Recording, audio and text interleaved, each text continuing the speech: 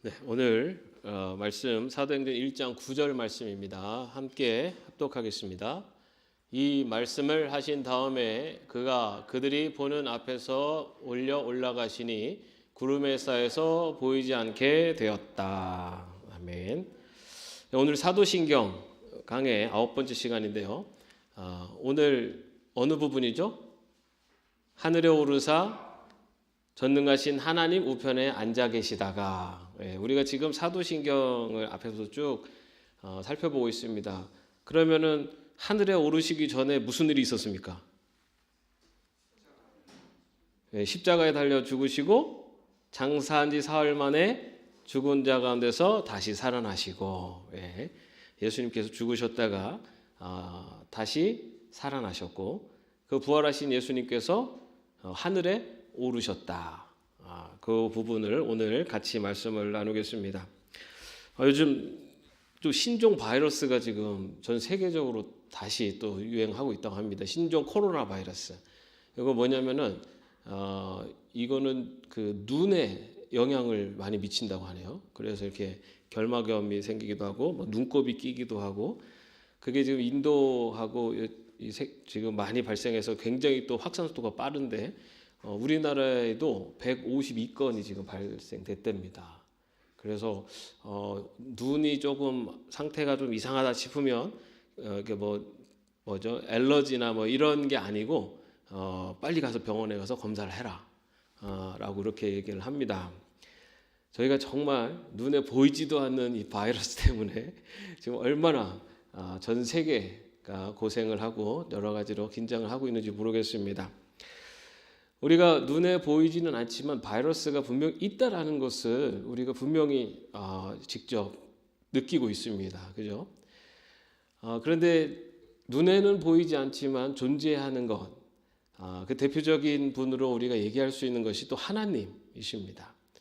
인류가 존재한 이후부터 이런 어떤 눈에는 보이지 않지만 신적인 어떤 것이 있다라는 것은 그들의 삶을 통해서 많이 느끼게 되고, 그래서 눈에 보이지는 않지만 뭔가가 있구나라는 것을 이렇게 깨닫게 됩니다. 그것을 이스라엘 백성의 역사 속에서 하나님은 그 계신 분이 누구인가라는 것을 당신을 나타내셨고, 그 보이지는 않지만 그러나 이 우주를 창조하시고 우주를 운행하시는 분이 바로 하나님이시다라는 것을 이스라엘 백성들에게 나타내셨습니다.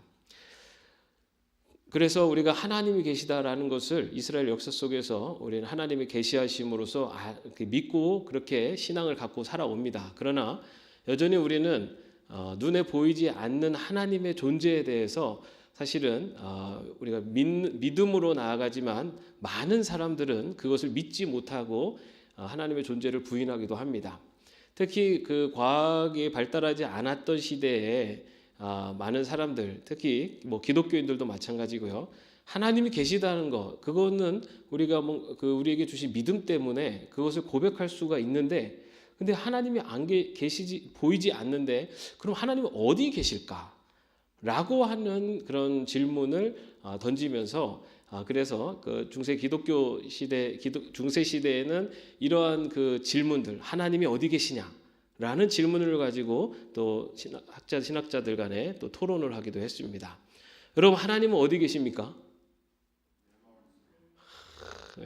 여러분은 이렇게 그래도 나름대로의 정답을 그래도 갖고 계시지만, 정말로 이 인류가 가장 하나님이 어디 계실까라고 하는 질문에 굉장히 민감했을 때가 있었습니다. 그때 언제냐면은 1961년에 인류가 최초로 우주로 나갈 때, 인류가 최초로 구소련에서 그 유리 가가린이 1961년 4월 12일에 보스토크 1호 우주선을 타고 처음으로 이 우주로 나갔습니다.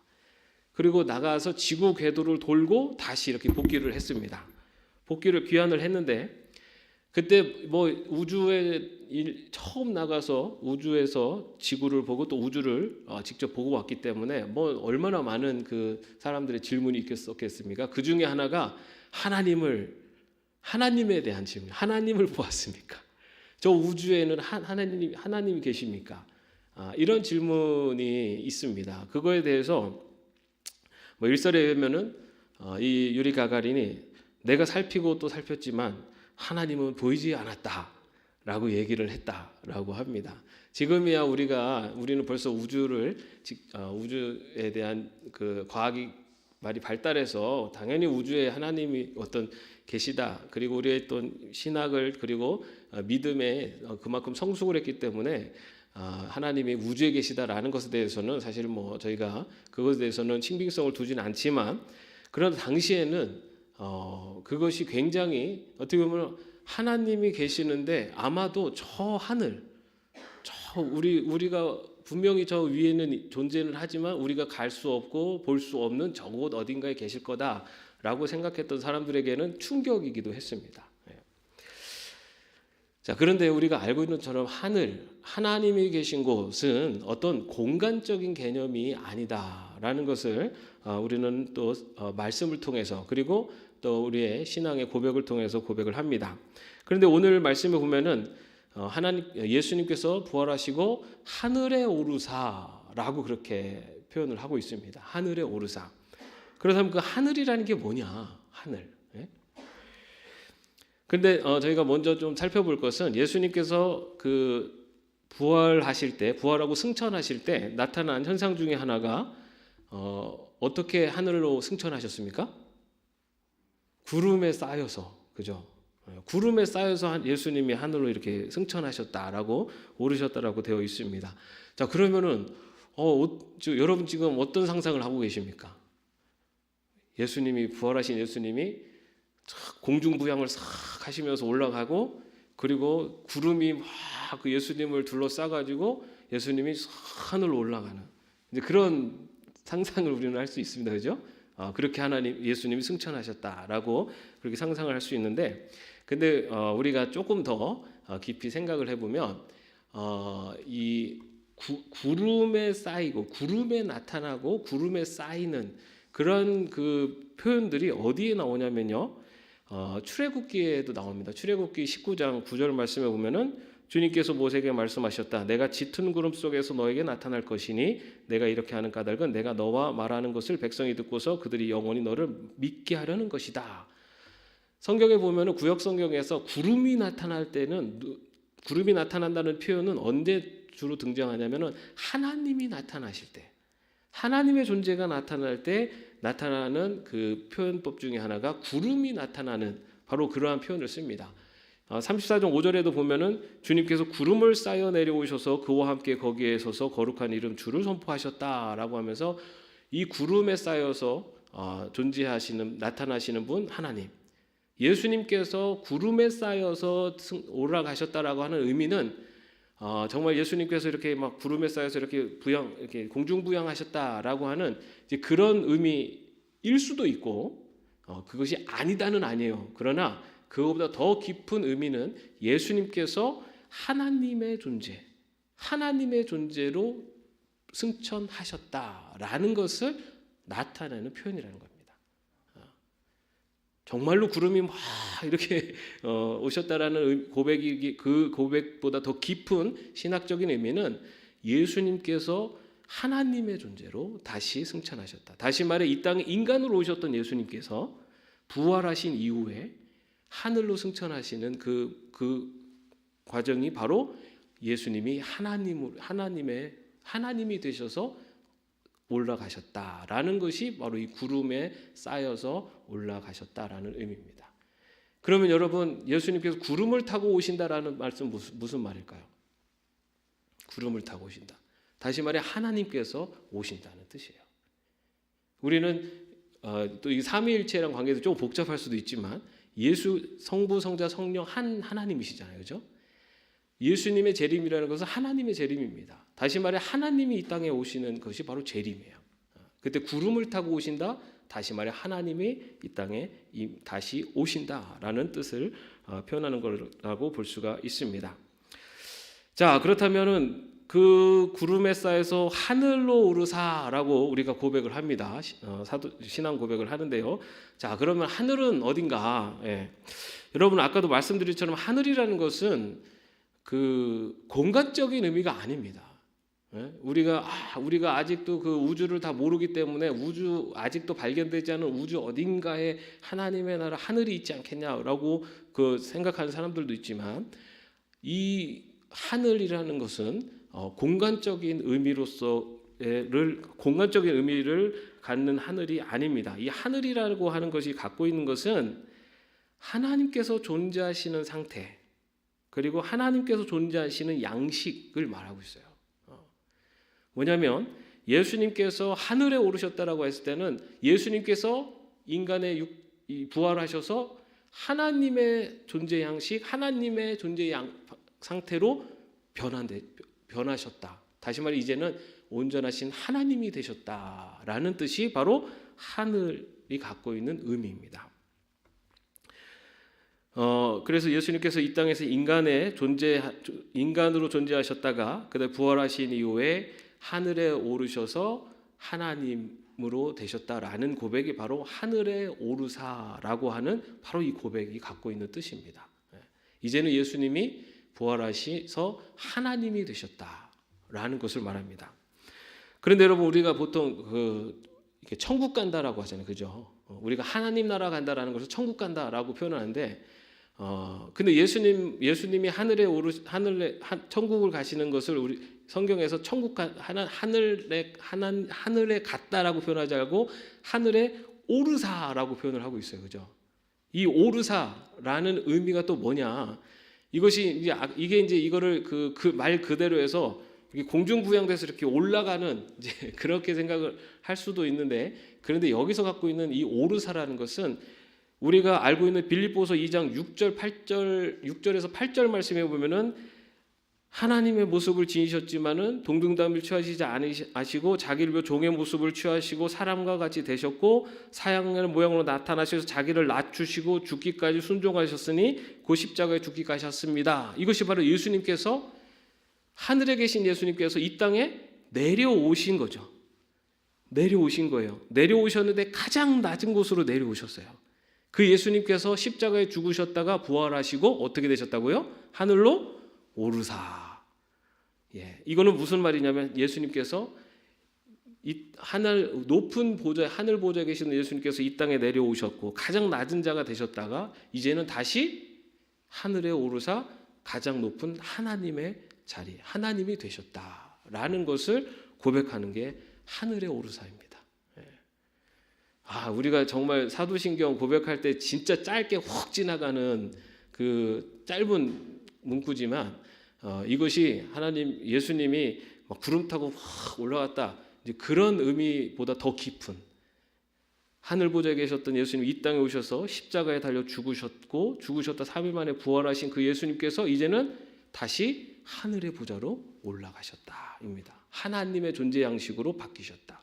인간의 그런 인간으로 오셨던 분이 이제는 하나님으로 변화되셨다라는 것을 고백하는 것이 바로 하늘의 오르사입니다. 이처럼 하늘의 오르사라는 것은 예수님의 변화된 상태를 고백을 하고요. 그 다음에 뭐라고 얘기하죠?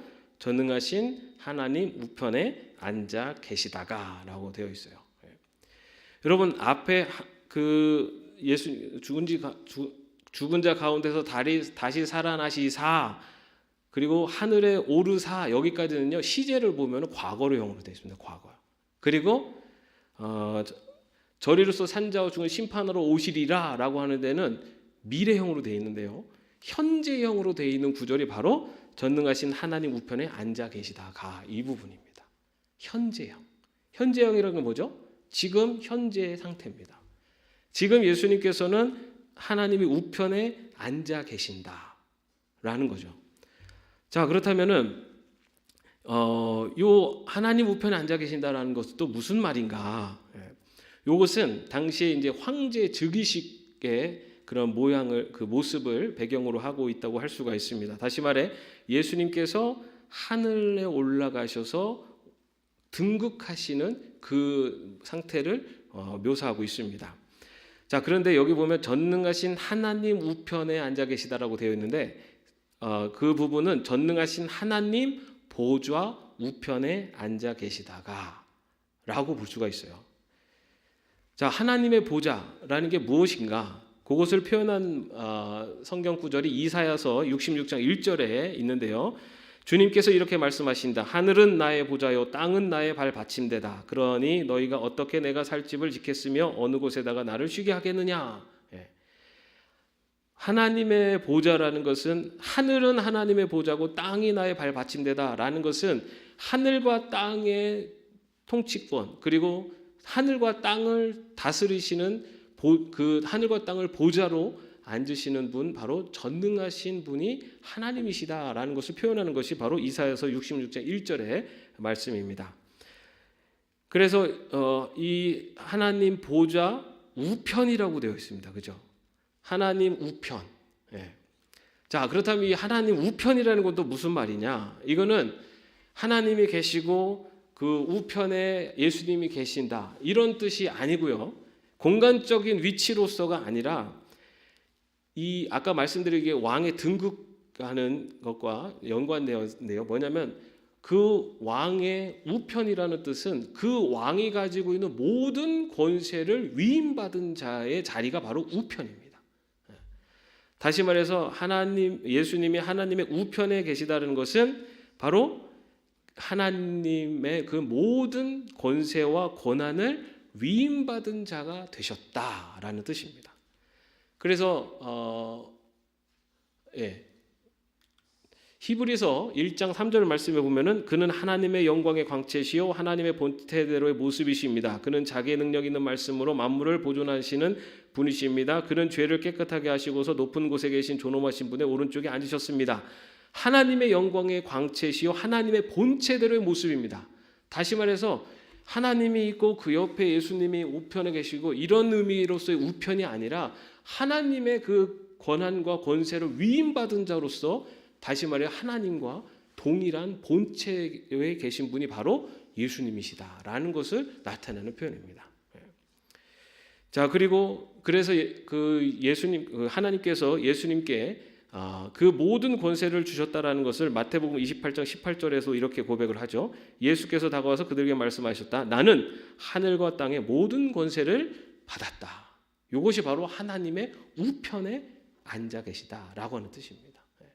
하나님의 모든 권세를 위임받았다. 다시 말해 하나님과 본체시고 동체시고 하나님의 모든 권세와 권위를 갖고 계신 분이 바로 예수님이시다라는 것을 표현하고 있습니다. 자, 그런데 하나님의 우편에 앉으셨다라는 것이 바로 이처럼 하나님의 모든 권세와 권세를 위임받았다라는 뜻과 함께 더불어 또 하나의 뜻이 뭐냐면은 예수님이 바로 예수님이 중보자가 되신다라는 뜻입니다. 중보자. 뭐냐면 하나님과 인간 사이의 중보자의 역할을 예수님이 하신다. 자, 예수님은 하나님 앞에서 우리를 위한 위로자가, 그리고 간구자, 변호자, 영원한 대제사장이 되신다. 왜냐하면 예수님께서 이 땅에 오셔서 죽으신 이유, 그것은 바로 우리 인간을 구원하시기 위해서입니다. 인간을 구원하시기 위해서 죽으신 예수님께서 부활 승천하셔서 하나님의 우편에 계시면서 인간과 하나님 사이에 중재자의 역할을 감당하신다라는 것이 바로 하나님 우편에 앉으사라고 하는 뜻이 갖고 있는 내용입니다. 하나님과 하나님 보좌에 앉으사가 아니라 하나님의 우편에 앉으셨다는 의미는 인간과 하나님 사이에 예수님이 그 사이에서 중재자의 역할을 하신다라는 뜻을 갖고 있습니다. 그래서 예수님은 우리에게 위로자가 되십니다. 그래서 히브리서 4장 15절 말씀에 보면은 우리의 대제사장은 우리의 연약함을 동정하지 못하신 분이 아닙니다. 그는 모든 점에서 우리와 마찬가지로 시험을 받으셨지만 죄는 없으십니다. 예수님께서 십자가에서 모든 고난과 고통을 당하셔서 우리의 모든 아픔을 다 아십니다. 그래서 예수님께서는 우리의 참된 위로자가 되시는 분이세요.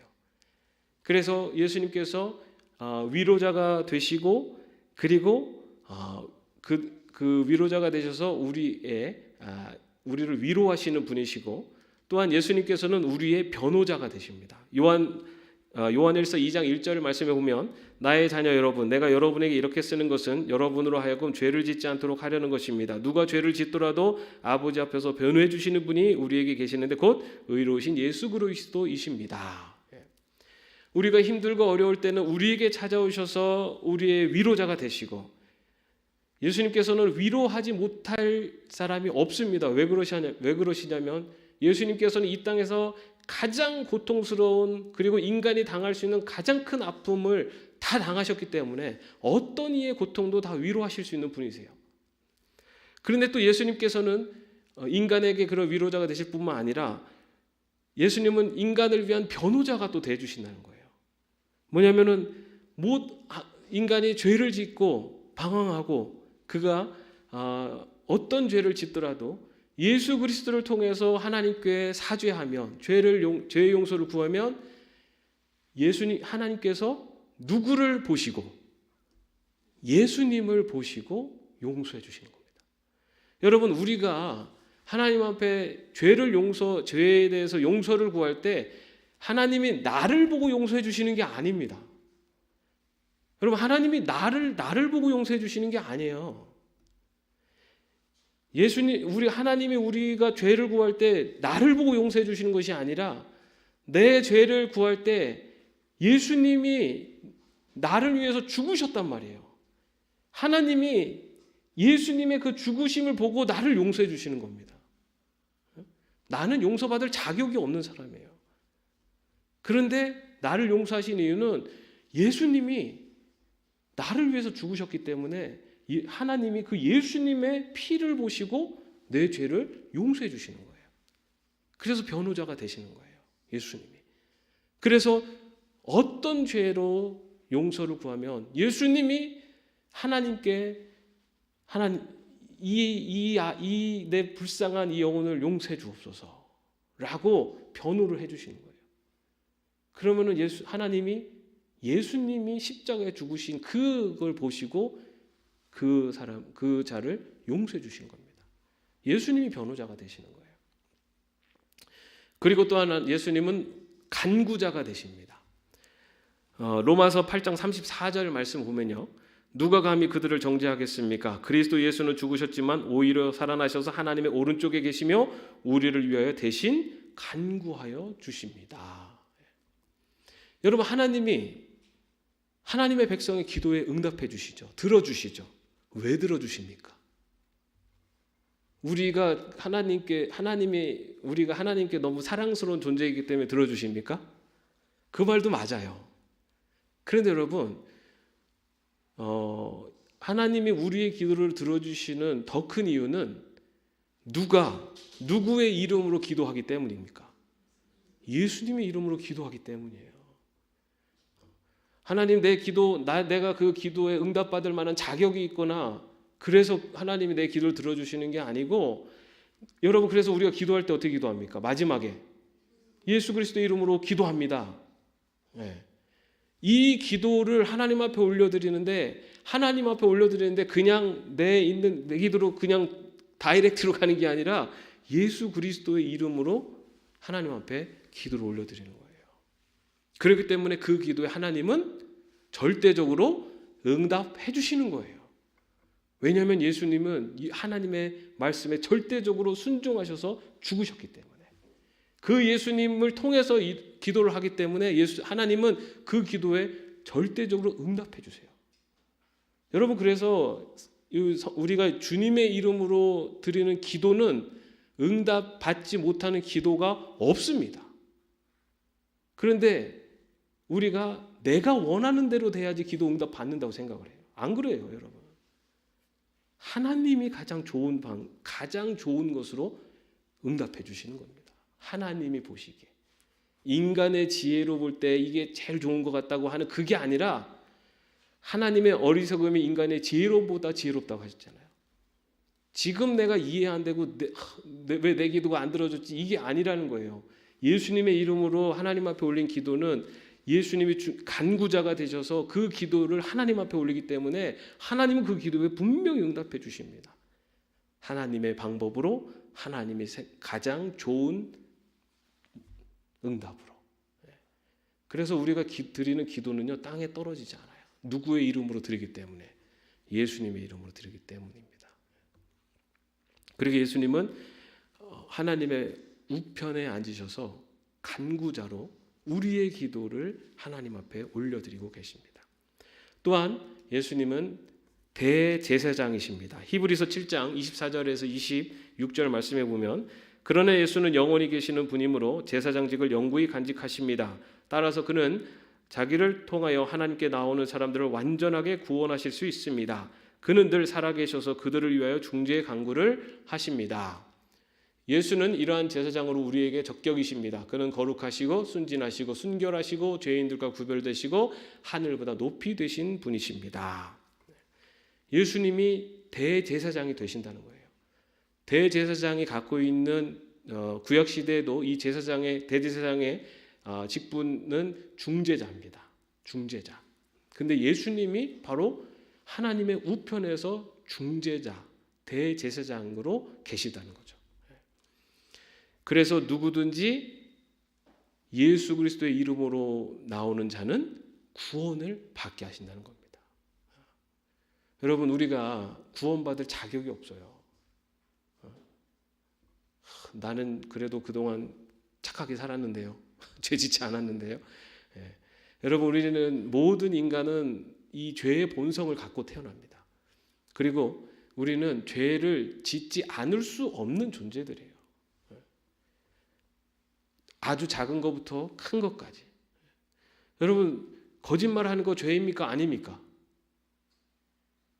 잘 모르겠는데요. 이 거짓말은 뭐 너무 무뎌져가지고 거짓말이 죄인가요? 그럼 살인하는 거는 죄죠.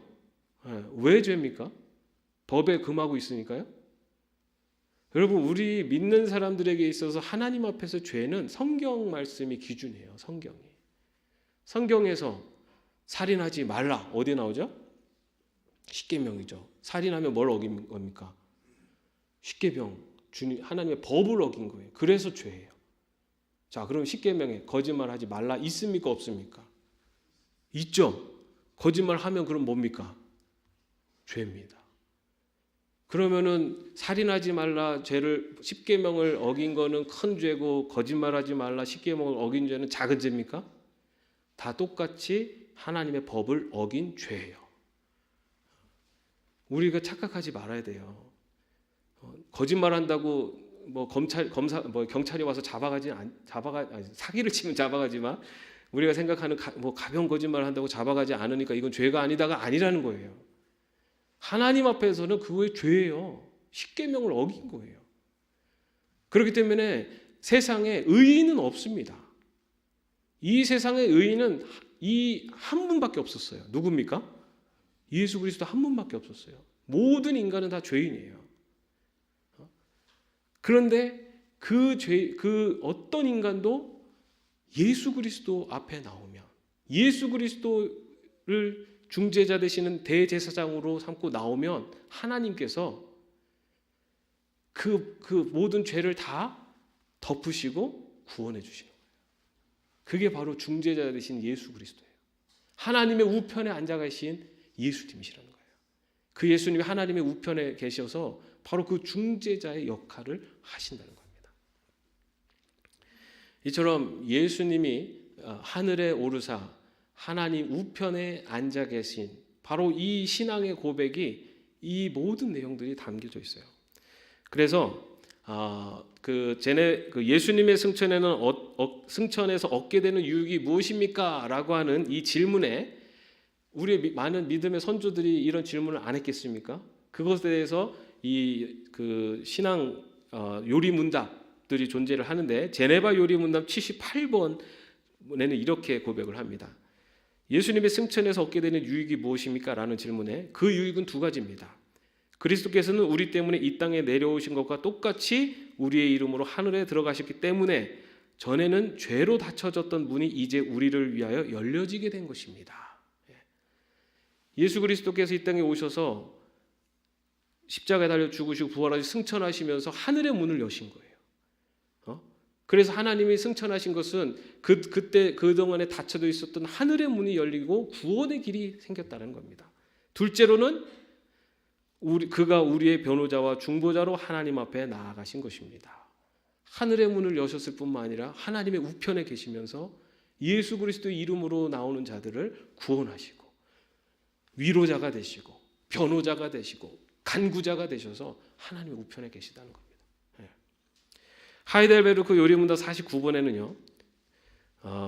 예수님의 승천에서 얻게 되는 유익에 대해서 이렇게 고백을 합니다. 첫째, 그는 하늘에 계시는 그의 아버지 앞에서 우리의 변호자가 되신다는 것입니다.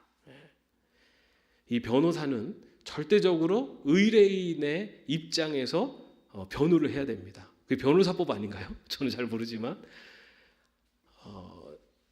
예수님의 이름으로 나오는 어떤 죄인도 예수님은 그 죄인을 위해서 하나님 앞에 변호를 합니다. 여러분, 우리가 어떤 죄를 져도요, 우리가 지금까지 살아온 삶의 모습이 참 너무너무 부끄럽고 정말 죄가 많아도 우리가 예수님과 함께 나가면 하나님께서는 그 예수님이 십자가 죽으신 걸 보시고 그 죄를 다 용서해 주신다는 거예요. 그래서 우리의 변호자가 되어 주신다는 겁니다. 예수님께서. 둘째, 머리 되신 그가 그의 지체인 우리도 그에게 이끄실 것을 확실하게 보증하셨으므로 우리가 하늘에서 육체를 가진다는 것입니다. 예수님께서 하늘에 오르시면서 뭐라고 얘기했죠? 내가 너희들이 있을 거처를 마련하러 가노라 라고 말씀하셨어요. 그리고 성경에는 우리가 예수님처럼 부활할 거라고 말씀하고 있습니다. 예수님께서 하늘에 오르셨다는 것은 바로 예수님께서 우리도 예수님처럼 그 하늘에 존재하는 그러한 존재가 된다라는 겁니다.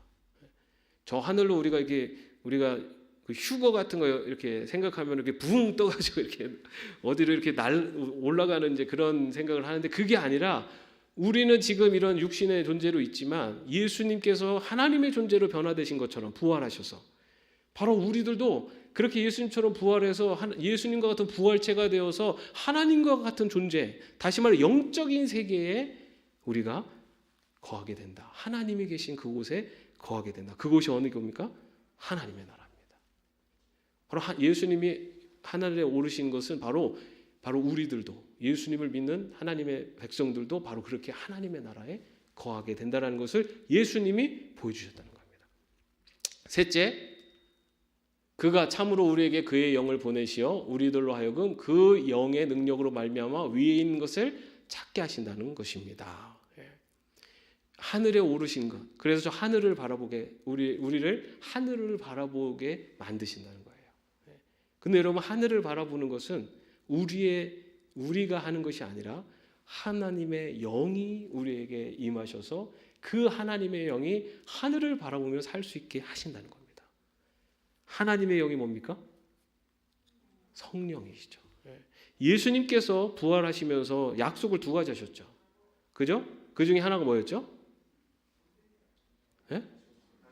다시 오시겠다. 또 하나는 뭡니까? 성령을 보내주시겠다. 다시 이 두 가지 약속 중에 성령을 보내주시겠다는 것은 약속이 이루어졌죠. 마가의 다락방에서. 그죠? 그 영이 바로 우리가 하늘에 오르신 저 하늘을 바라볼 수 있도록 이끌어 주신다라는 겁니다. 자, 이처럼 이 하이델베르크 요리문답에서도 역시 바로 이러한 예수님이 하늘에 오르신 것에 대한 이런 유익에 대해서 이야기를 하고 있습니다. 그래서 우리가 사도신경을 고백할 때 하늘에 오르사 하나님 우편에 앉아 계시다가라고 하는 이 사도신경을 고백할 때 우리는 이러한 마음을 담아 고백해야 될 줄로 압니다. 먼저는 우리의 마음을 위로 향하겠습니다라는 고백을 이 고백 가운데 담아 고백하게 되는 겁니다. 우리의 마음을 위. 왜 위입니까? 누가 계시니까? 하나님 예수 그리스도가 계신 곳.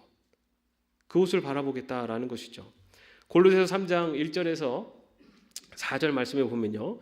그러므로 여러분이 그리스도와 함께 살려주심을 받았으면 위에 있는 것들을 추구하십시오. 거기에는 그리스도께서 하나님의 오른쪽에 앉아 계십니다. 여러분은 땅에 있는 것들을 생각하지 말고 위에 있는 것들을 생각하십시오. 여러분은 이미 죽었고 여러분의 생명은 그리스도와 함께 하나님 안에 감추어져 있습니다. 여러분의 생명이신 그리스도께서 나타나실 때 여러분도 그분과 함께 영광에 쌓여 나타날 것입니다. 위의 것을 생각해라. 위의 것들을 추구하라. 다시 말해서 하나님 나라, 예수 그리스도께서 하늘에 오르사 하나님 우편에 앉아 계신 바로 그 하나님 나라를 추구하며 살아라. 그런 삶을 살겠다고 고백하는 것이 바로 하늘에 오르사 하나님 우편에 앉아 계신 바로 그 예수님을 우리가 고백하는 그 고백 속에 담겨져 있는 뜻입니다.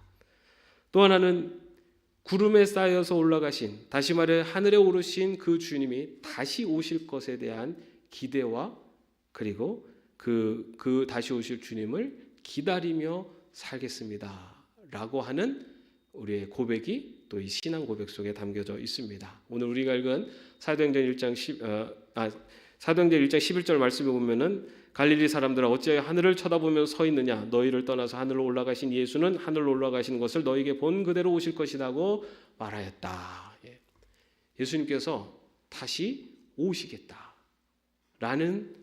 것, 오신다고 분명히 말씀하고 있어요.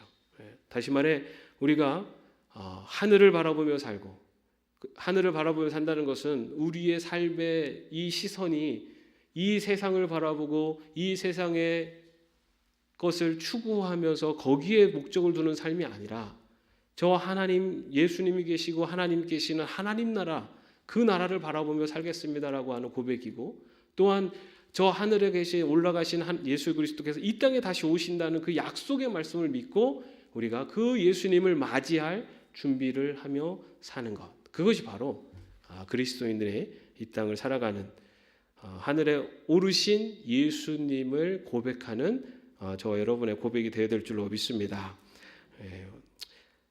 하늘에 오르사 하나님 우편에 앉아 계시다가, 굉장히 짧은 문구이지만 이 고백을 할 때마다 우리의 마음은 하나님을, 그리고 저 하늘을 향하겠습니다. 그리고 또한 올라가신 예수님이 다시 오시겠다라고 하는 그 예수님을 기다리며 맞이할 준비를 하며 살겠습니다 라고 하는 그런 믿음의 고백을 함께 할 수 있는 저와 여러분의 삶이 되기를 주님의 이름으로 축원합니다. 기도하겠습니다. 하늘에 오르사 하나님 우편에 계신 주님, 우리를 위해서 간구하시고 변호하시고 또 우리의 중재자가 되어주셔서 우리를 하나님께 나아오게 하시는 주님, 하늘의 우편에 계신 예수 그리스도, 그리고 다시 오시겠다는 예수님을 언제나 맞이하며 그분과 동행하는 저희들의 삶이 될 수 있도록 인도하여 주시옵소서. 이 세상을 바라보고 땅을 바라보고 사는 인생이 아니라 하늘을 바라보고 예수님을 바라보며 살아가는 저희들 인생 되게 하여 주시옵소서. 주님의 보좌를 바라보며 주님의 보좌 앞에 나와 함께 찬양하고 주님의 보좌 앞에 계시는 예수 그리스도, 그 예수님의 동행하심을 믿고 그 예수님을 함께하는 저희들이 삶이 될 수 있도록 인도하여 주옵소서. 예수님의 이름으로 기도합니다. 아멘. 우리 함께 찬양하겠습니다.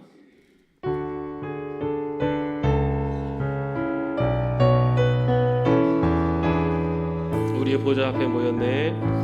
우리 보좌 앞에 모였네.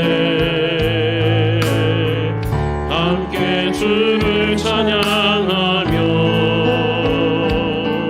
하나님의 사랑 그 아들 주셨네. 그의 피로 우리 구원받았네. 십자가에서 쏟으신 그 사랑 강같이 온 땅에 흘러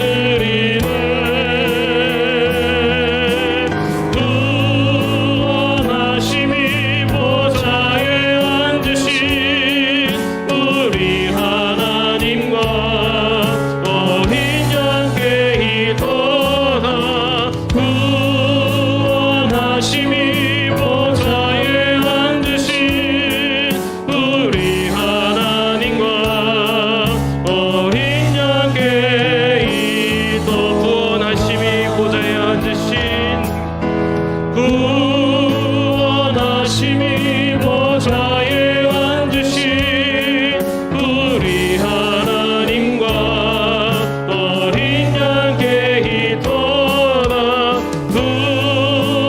구원하심이 보좌에 앉으신 우리 하나님과 어린. 이 시간에 우리 함께 기도하겠습니다.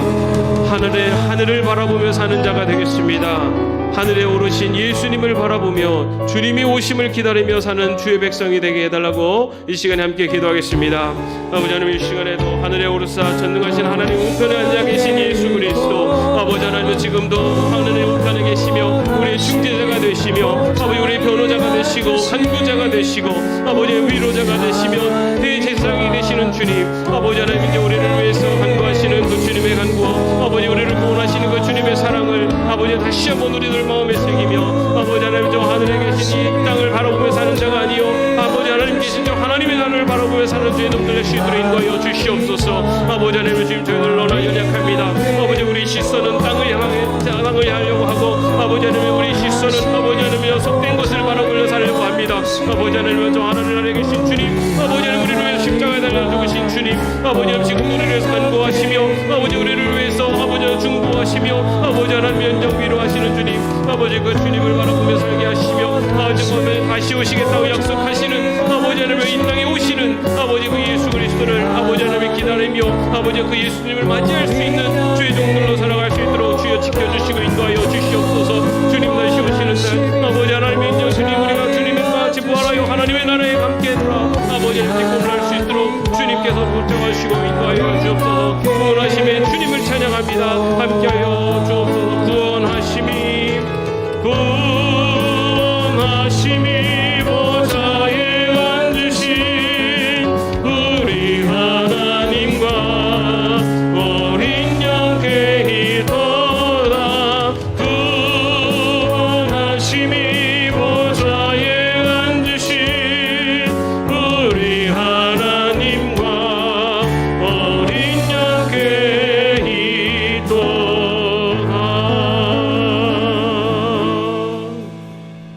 주 예수 그리스도의 은혜와 하나님의 사랑하심과 성령님의 교통하심과 동행하심이 하늘에 오르사 전능하신 하나님 우편에 계신 예수 그리스도 그 주님을 바라보며 또 그 주님을 마음에 동행하며 그 주님과 함께 살아가기로 마음속에 결단하는 죄중들을 머리 위에 이제로부터 영원까지 함께 없으기를 간절히 축원하옵나이다.